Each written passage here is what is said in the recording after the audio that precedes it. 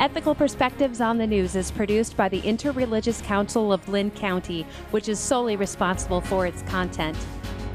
The views and opinions expressed on this program do not necessarily reflect those of the staff and management of KCRG TV9. Good day and welcome to Ethical Perspectives on the News. I'm Heather Hayes, pastor at First Presbyterian Church in Cedar Rapids, and I will be the moderator for today's discussion.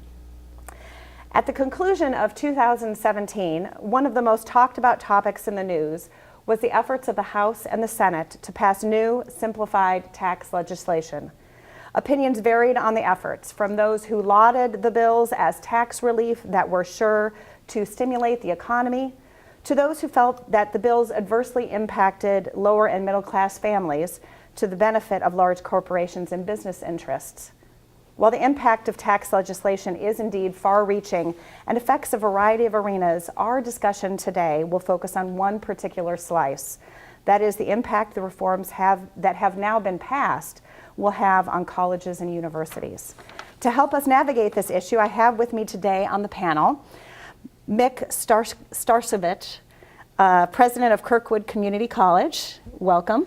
Thank you. And Glad to be here. Mike White, executive vice president at Coe College. Welcome, Mike. Happy to be here. Thank you for being with us today. Well, why don't we begin by rewinding a little bit back to November and the first tax bill that was passed by the House.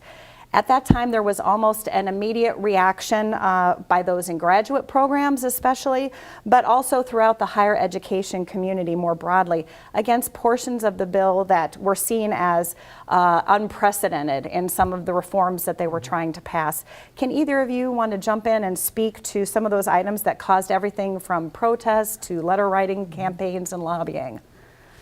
Well, I'll start. Okay. There were a lot of things in there that appeared to be detrimental. Thankfully, the House and Senate, in their infinite wisdom, decided that, okay, a lot of that has to go. All the way from graduate students and having now they don't have to have the tax consequences when they work, and through that bill they were going to have to pay taxes on their earnings. Mm-hmm. And so I know that went away.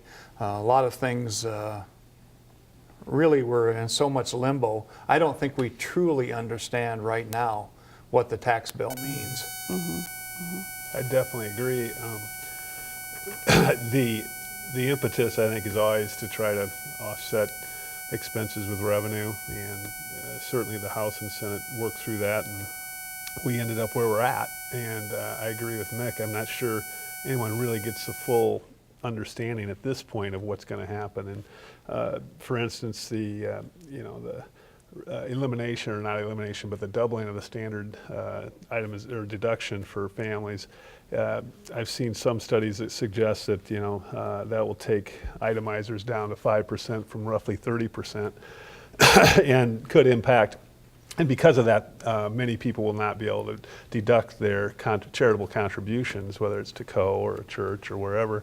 And part of the study I looked at said maybe 5 to 10% could be lost in that, and upwards of $26 billion across the country. So it could have far-reaching effects on many, many institutions. Yeah, that's probably the biggest deal for us. Although people don't normally give just to get the deduction. Right. They have it in their heart that they want to do something for Coe or the church or for Kirkwood. But the number I found when I started looking at this, that'll take 32 million people out from the 12,000 deduction to the 24. So there'll be 32,000 less that'll have the opportunity for that deduction. So that means we're going to have to work all that much harder. Yeah, really work to make the case. Exactly. And build those relationships. And what I found, before I moved to Kirkwood, I didn't have to do any fundraising, being at a K-12. But you're selling a product, and it's the product at Coe, it's a product at Kirkwood, it's a church product, and people align to that product. And so we don't really see a huge issue with that part of the tax bill. Okay. I would say I agree with that. because people give to Co, or like you say, or Kirkwood, or any institution usually because of the love and the belief in what they're doing and what they're providing. But I would say, I think sometimes for Co anyway, one of the things that concerns us are folks that are committed to giving, but yet they're not big enough to, so we think we could end up losing perhaps some of the lower gifts, gifts where maybe $500 might equate really to $300, and now it's really $500, so in a tough year they might pull back. So, but I agree, I think the larger gifts and the people that have, many of them will still be itemizing, of course, and so I think that we're a little concerned about that, but we'll see. But we hope that folks continue to give to the college. Yeah, and for Kirkwood, our bread and butter is just that. Yeah. Those $1,000, $2,000, $3,000 donors. Yeah. That's our biggest fear now, is they write a check every December, and now we don't know if that's going to happen. If that's going to happen. We hope it will. Yeah. Yeah. Well, are there any other parts of the bill that seem to be impactful for higher education? Well, one area that concerns, I think, all of us in higher ed, although the publics were excluded from it, but the taxation on endowment, if you have $500,000, $500,000 per FTE student. Unfortunately, that doesn't impact Co. How about Kirkwood? Not even close. Yeah, us, same here. But what does bother us a little bit is the fact that it's a start, right? And you never know where the 500,000 started out at 250,000 with the House bill. And I think at one point in time it was 100,000. Right. Yeah. And so that concerns us in that could start to go down, and then as your endowments go up, and if enrollments don't go up with it, you'll end up you could find yourself in there. I think there's 27 schools that are impacted by it right now. I think there would have been over 100, if it would have stayed at 250. But the goal of an endowment is to perpetuity and to provide resources for the institution forever. And the gift was given with that in mind. So I think that's something that we need to be very conscious of and make sure we don't. I think it'll probably cost Grinnell College, who's the only one in the state, probably the only one. Roughly, if my quick math, like $25 million. So obviously, I would love to have that problem, but nonetheless, it's a little concerning. Right. Because can you just share a little bit? Well, I know, and each college does different things with their endowment funds, but does that impact student scholarships and different so kinds in the community college world, we rank 5th in the nation in the amount of scholarships we give in a year. This year we'll give students $3.1 million, and so this is all it's very critical. I mean, we've worked very hard over the last years to grow that endowment, and our donors have been very generous. And so as we start to look at, okay, can we keep that going? Only time will tell. We think because of what we do and how we do it is that we'll be able to maintain that. But it's critical for our students. As you know, students are coming out with more and more debt when they leave college. We've seen a trend at Kirkwood is more students are going from full-time to part-time, and they're working full-time. So their whole idea is that when I leave Kirkwood and 2/3 of our students transfer to a 4-year college, that they'll have no debt going into that. And so I think that makes sense, even though it hurts our enrollment a little because we go on FTE, but I think it makes great sense. Okay. Any other, one of the things that I've wondered, I've heard about and wondered how that might affect, maybe especially Kirkwood, is the loss of the deduction for state and local taxes. And I guess, as you said, this is all sort of unraveling uncharted waters. If that would impact or potentially impact monies that would be coming from state and local entities if they start pulling back and thinking they're not going to be able to charge as much local tax? I guess I was looking at some Okay. stuff out in California. Yeah. So we don't have that same issue. Okay. Our state, we rely mainly, 60% of our budget is on student tuition. Okay. Okay, we get from local property taxpayers about 3.5%. Okay. Even with our bond issue on there, and so our support from the local is Negligible. from my standpoint, not where it needs to be. Whereas most of the community colleges in the nation, they get 50 to 60% of their budget from local property tax. Right. And so we get about 23, 24% from the state, and then we're good grant writers.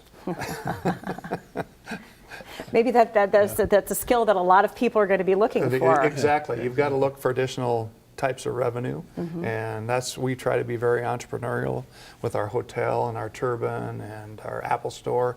Those are all revenue producers for us, and so we really look at other ways to raise money.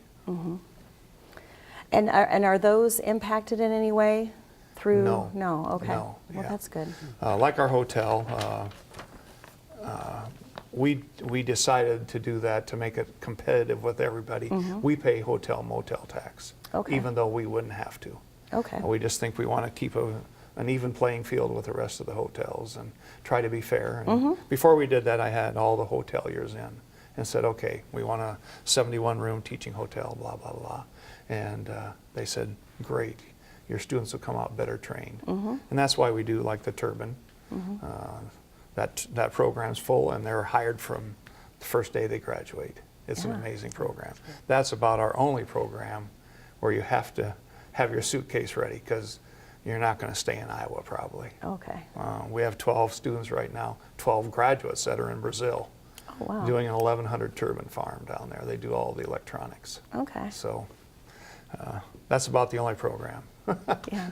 That's some exciting stuff. Very Some exciting, yeah. stuff. Yep. And that's what you're selling. Yeah. Yeah. Yeah. Okay, so aside from issues with the changing tax landscape, what are some of the other challenges that institutions are facing right now?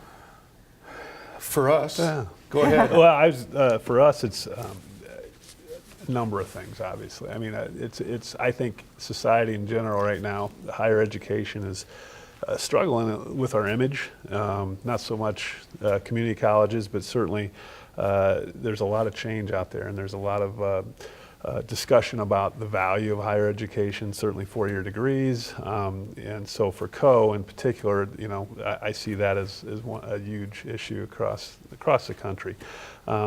Always financing. Right now, Congress is looking at the reauthorization of the Higher Education Act, and we'll see where that leads. Yeah. And That was supposed to be done 6 years Yes. ago. Yeah, and the one before that had like a 12-year delay. So they So you've just got 6 more years exactly, before anything comes to pass, exactly. right? But you know, and how that comes out will impact the students in colleges immensely, and certainly the Trump agenda, I think it has some things in there that concern us. It's hard to say. The first run by on the reauthorization, it looks like they're consolidating, looking at some changes that are good, some good changes in there, I think, and also some things that concern us. But so I mean, that's always an issue, funding across the board. Also for Co in particular, we do benefit from the Iowa tuition grant, as do all the private colleges in the state. And I think that's a great way for the state to utilize their revenues. It helps take some pressure off the regent universities, and Mick may not like it as much, but I won't comment. Yeah, but it is, you know, and I think that's one of the great things about. Can you speak a bit more about for our listeners what sure. exactly that is? Yeah, the Iowa tuition grant is a grant that was actually started up by a woman from Cedar Rapids, a lawyer, Joan Lipsky, when she was in the state Senate, I believe.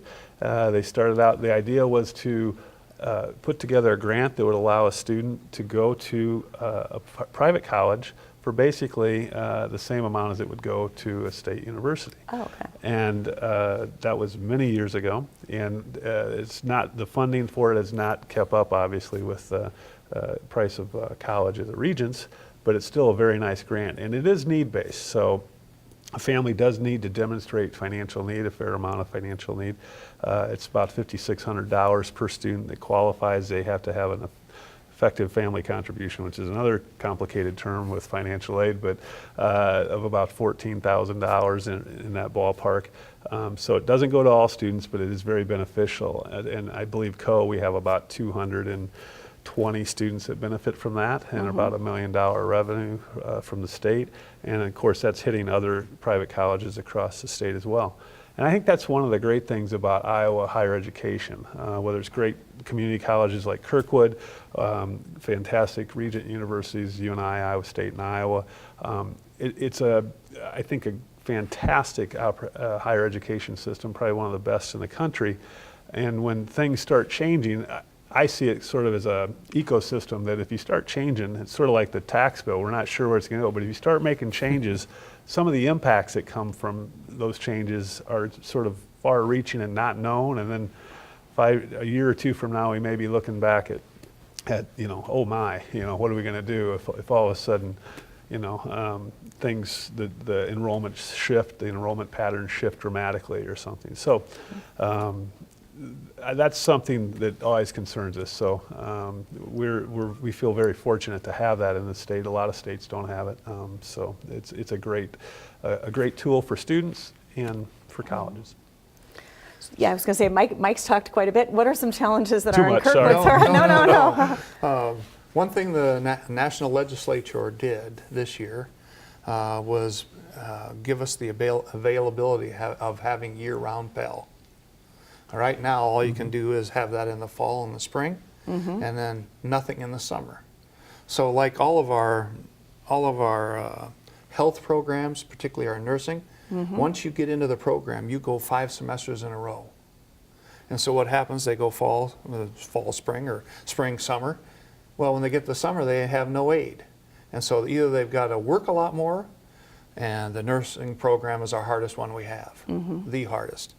And so that a lot of them drop out for that semester, then come back. This way, they'll be able to continue on. We have a lot of health programs that are like that go 5 semesters in a row. So that should really help us. We've had it once in the 15 years, and that was about 7 years ago, and we had it for 1 summer. Okay. And our enrollment went up 41% that summer. Oh my goodness. So students take advantage of it, and there's multiple advantages to it. They can get out quicker, they can get transferred. 2/3 of our students are going to transfer.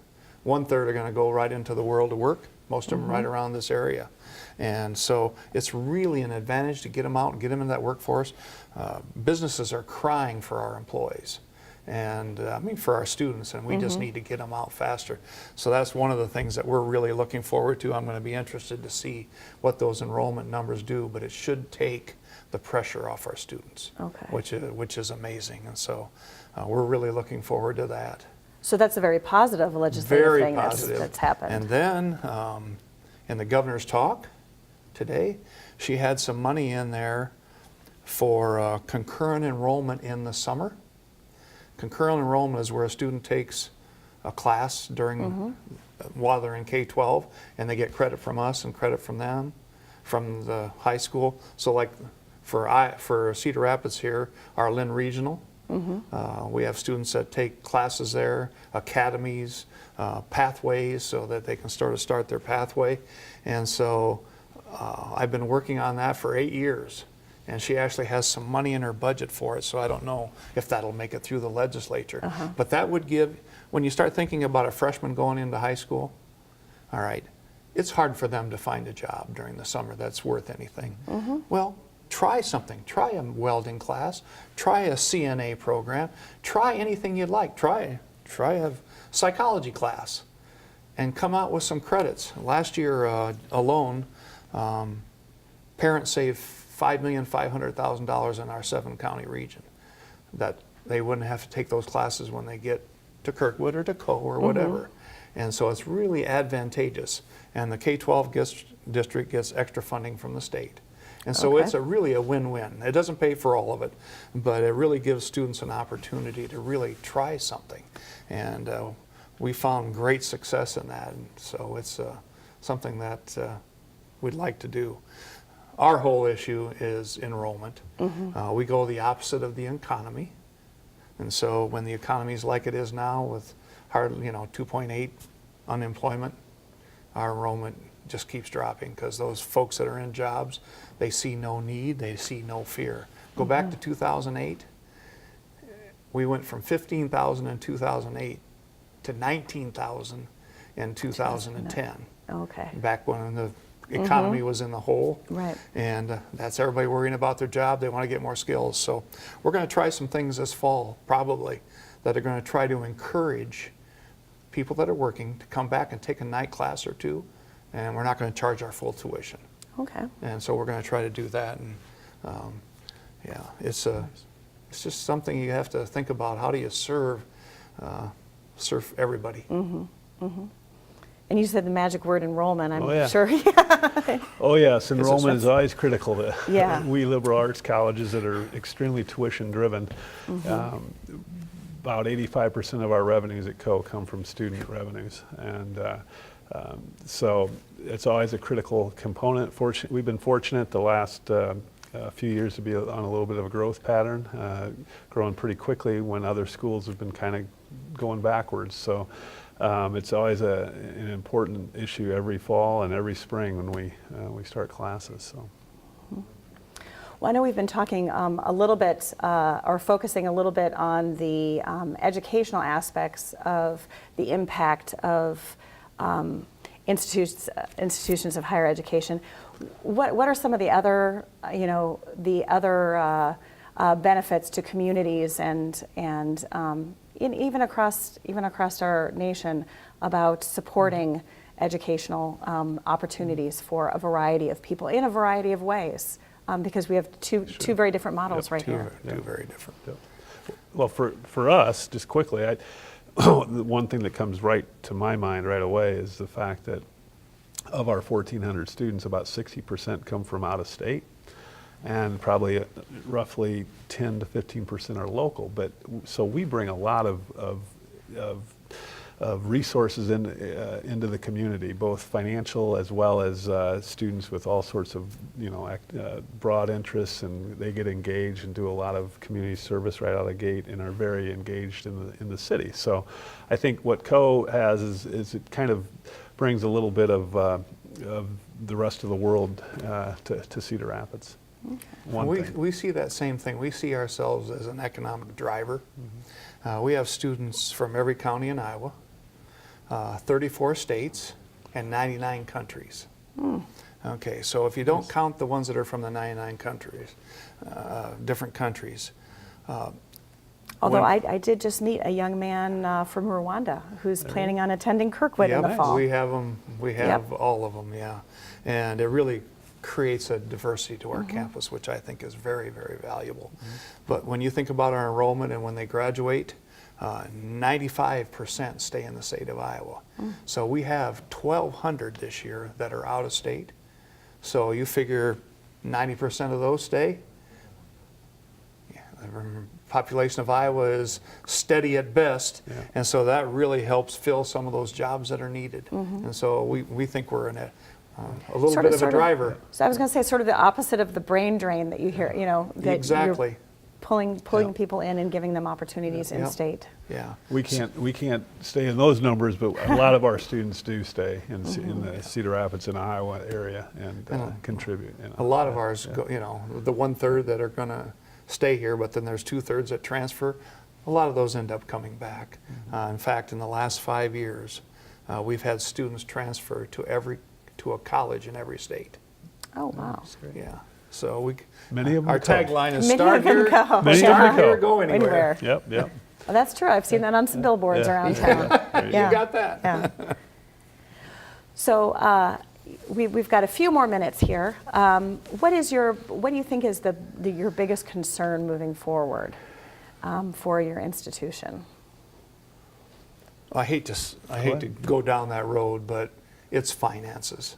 It's being able to sustain what you have.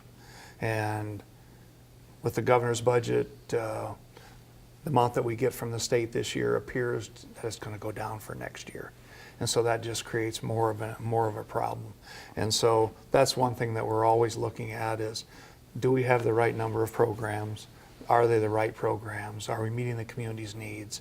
And so that's something we continue to look at. So that's, right now, that's the biggest challenge. We've got 132 different programs in the community college world. The next closest in Iowa is DMAC at 80-some. And so we have to make that decision. Do we continue to offer everything that we're offering? Right. So we start looking at the salaries that the students go out at and all those things to make sure that we're delivering the best money for the dollar that when they come. Very similar. I mean, finances are always the key.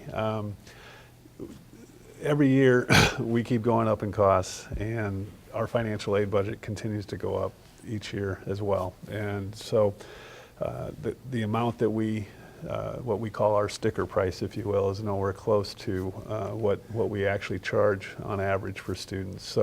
So we're always trying to do as much as we have in the past and improve our programs and improve what we're doing for our students. And it takes resources to do that. And so whether enrollments, of course, are the huge driver, but fundraising is a big driver for us. Endowment earnings, contribute to our operations pretty significantly, about 10% a year or more.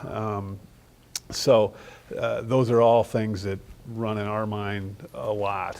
But finances, I think, are if you talk to 100 education people, I think they'd probably all say the same thing. Okay, well then I'll flip. What's your biggest hope for the future? Well, the biggest hope that I see for Kirkwood in the future is that we remain innovative and entrepreneurial in nature. And we still continue to have the same excellence we do now. So that's sort of, as we look at it, that's one of the line items we look at. Okay, what's our next innovative thing that we're going to attempt to meet the needs of different group of students? And so you try to fund that, and then maybe you might have to cut someplace else, but we need to be very innovative. Try to be agile. Agile as heck. And that's the good thing about a community college. We can change on a dime. That's the bad thing about a 175-year-old. But we're learning. We're going to have to adjust to what's happening in society. And I think one of the biggest hopes our president likes to say we're the fastest growing private college in the state because we're growing, and so that's a big hope for us, is that we'll continue to grow, because we think that's a good position for the college to be growing and not reducing in student numbers, because we think there's a lot of energy and synergies there. Okay. Well, this has been a great conversation, and we're heading to the end of our time here. I'm sure could continue to talk funding all evening. Yeah, that's exciting. And probably come back 2 months from now and maybe even have some different answers. Yeah, it sounds like. Thank you very much for joining me here today. And I would like to thank you, the viewers, for joining us on Ethical Perspectives on the News, sponsored by the Interreligious Council of Iowa. See you next time, and take care.